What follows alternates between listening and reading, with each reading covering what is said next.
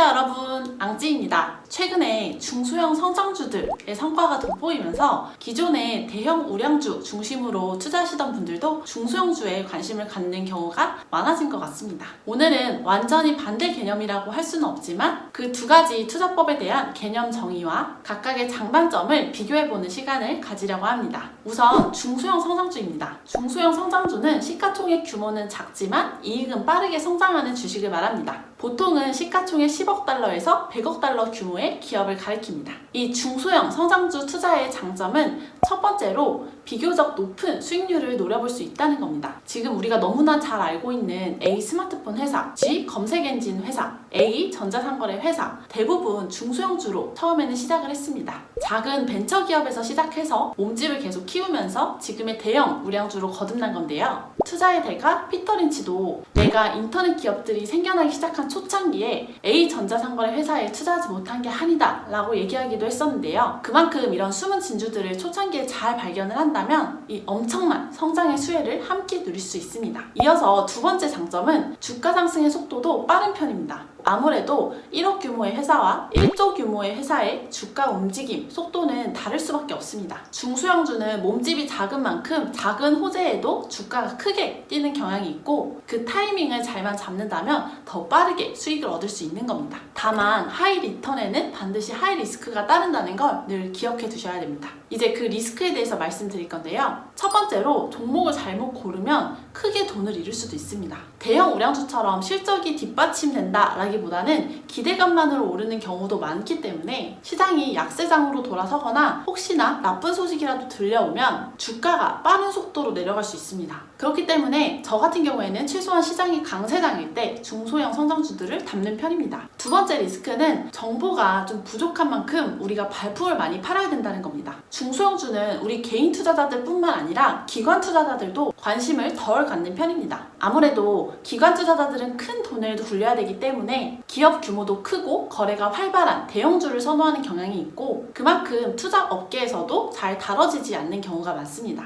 그렇기 때문에 중소형주는 주식 경험을 어느 정도 쌓고 노하우를 쌓고 그 다음에 입문을 하시는 게 좋을 것 같습니다. 그렇지만 나는 리스크를 좀 지더라도 큰 수익률을 한번 노려보고 싶어 라고 하시는 분들을 위해서 중소형 성장주를 투자하실 때 꼭 체크해야 될 포인트들을 몇 가지 알려드리겠습니다. 체크 포인트 첫 번째는 최근의 이 성장 추세를 한번 살펴보는 겁니다. 특히 중소형주는 대형주에 비해서 리스크를 더 많이 지는 만큼 그 조건을 좀 더 엄격하게 따져보는 편입니다. 예를 들면 이익이 최소 2자릿수 이상으로 성장하는 기업을 찾는 겁니다. 저 같은 경우에는 최근에 3개년치 실적을 보는 편이고 만약에 적자인 경우에는 매출을 보거나 혹은 서비스 이용자 수나 시장 점유율 같은 실적과 연계된 지표들을 꼼꼼히 살펴보는 편입니다. 예를 들어 홈 피트니스 회사 같은 경우에는 이용자 수가 올해 50%씩 증가하는 걸 보고 투자를 했고 D 전자서명 회사 같은 경우에는 시장 점유율을 70% 이상 계속해서 유지하는 걸 보고 투자를 했습니다. 자, 그러면 이렇게 설명드린 건 과거의 실적이었다면 이 두 번째 체크 포인트는 앞으로의 실적 전망치를 한번 보는 겁니다. 막연한 예상이나 추측이 아니고 증권사들이 내놓는 전망치를 참고하면 좋습니다. 보통 증권사들이 그 전망치를 그냥 내는 게 아니라 직접 기업 실사를 가거나 그 기업의 내부 직원들로부터 얻은 정보를 기초로 판단을 하기 때문에 그래도 가장 신뢰할 만한 정보로 평가를 받고 있습니다. 미국 주식 같은 경우에는 CNBC 홈페이지에서 기업명을 검색을 하시고 어닝 카테고리에 들어가시면 앞으로의 실적 전망치를 확인하실 수 있습니다. 저 같은 경우에는 향후 1년 그러니까 앞으로의 4분기에 대한 전망치를 최소한 확인하는 편입니다. 그리고 마지막 세 번째 체크 포인트는 그 내가 관심을 두는 중소형주가 아직 시장의 평가를 제대로 못 받고 있어야 된다는 겁니다. 중소형 성장주 투자는 개인도 기관도 선뜻 나서지 못할 때 먼저 선점을 해서 높은 이익을 누린다는 게 핵심입니다. 이익 증가율이 아무리 높다고 해도 이미 너무 많은 사람들이 관심을 갖고 있고 주가가 너무 많이 높아져 있는 상황이라면 적합하지 않은 투자 대상이 될 수도 있습니다. 이렇게 세 가지 체크 포인트를 말씀드렸는데 이 세 가지뿐만 아니라 중소형주 투자는 리스크가 크고 정보가 제한적이라는 측면에서 안전장치를 2단계, 3단계로 걸어서 투자를 하시는 게 내 자산을 지키는 지키는 방법이 아닐까 싶습니다. 네, 이렇게 중소형 성장주 투자에 대해서 길게 말씀을 드렸는데요. 다음은 대형 우량주입니다. 대형 우량주는 보통 시가총액 1000억 달러 이상의 규모로 S&P 500에 속하는 500개 기업 정도면 이 범주 안에 속하게 됩니다. 대형 우량주의 장점은 첫 번째로 중소형주에 비해서 아무래도 마음이 좀 편안합니다. 업계에서 1, 2, 3등 하는 기업이다 보니까 입지도 확실하고 재무 구조도 탄탄한 편이고 그만큼 예기치 않은 불황이 왔을 때 버틸 수 있는 힘이 더 강합니다. 2008년 금융위기 때도 2020년 코로나 위기 때도 대형주들은 상대적으로 건재했습니다. 두 번째 장점은 거래가 활발합니다. 중소형주는 아무래도 거래량이 많지 않아서 호가 범위도 굉장히 큰데요. 대형주는 거래량이 워낙 많기 때문에 호가 범위도 더 촘촘하고 내가 원하면 언제든지 매매를 할 수 있다라는 장점이 있습니다. 그리고 세 번째 장점은 정보가 많습니다. 우리 검색 포털에 기업명을 검색하기만 해도 기업 실적부터 신제품 발표 소식, 전문가의 투자 의견, 경영진과 관련된 크고 작은 뉴스들까지 찾고자 한다면 원하는 정보들을 대부분 얻을 수 있습니다. 물론 대형 우량주도 단점이 있습니다. 상대적으로 투자하는 데 마음이 편한 대신에 비교적 싼 값에 주식을 살 수 있는 기회가 더 적을 수 있습니다. 정보가 많다는 건 그만큼 기관이든 개인이든 누구나 관심을 갖고 매수하고 싶어하는 대상이라는 거고 조금만 가치 대비 주가가 싸져도 금방 회복해버리는 경우가 많습니다. 그렇지만 사실 대형 우량주라고 해서 성장주가 아닌 건 아닙니다. 오히려 최근 2, 3년 동안은 대형 기술주들의 주가 상승률이 돋보였습니다. 그래서 알파 수익률을 찾기 위해서 중소형주들을 찾아다니기보다는 오히려 글로벌 시가총액 1등인 A 스마트폰 회사, 2등인 M 소프트웨어 회사, 3등인 A 전자상거래 회사에만 투자를 했어도 시장을 훨씬 초과하는 수익률을 얻을 수 있었습니다.